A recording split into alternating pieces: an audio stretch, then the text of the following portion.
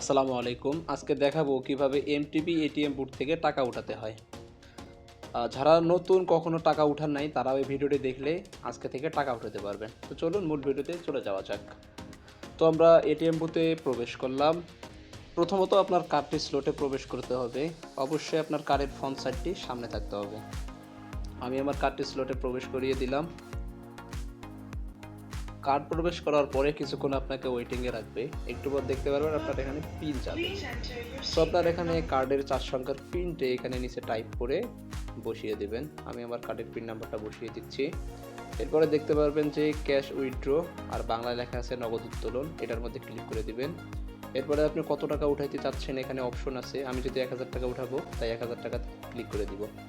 এরপরে এখানে রিসিপ্ট সংগ্রহণ করবেন কি না, যেহেতু 5 টাকা করে কাটে তাই আমি না দিয়ে দিব। আপনাদের ইচ্ছা, যদি রিসিভের দরকার পড়ে অবশ্যই রিসিভ উঠাবেন। এরপরে একটু অপেক্ষা করার পরে আপনার স্লট থেকে কার্ডটা বেরিয়ে আসবে। অবশ্যই আগে কার্ডটা উঠাই নেবেন, এরপরে টাকাতে হাত দেবেন। সো আমার কার্ডটা আমি রিসিভ করলাম। এরপরে নিচে দেখবেন ক্যাশ আউট অপশন থেকে আমার টাকাটা বেরিয়ে আসছে। সো এভাবে খুব সহজেই মিউচুয়াল ট্রাস্ট ব্যাংকের এটিএম বুথ থেকে টাকা উঠাইতে পারবেন।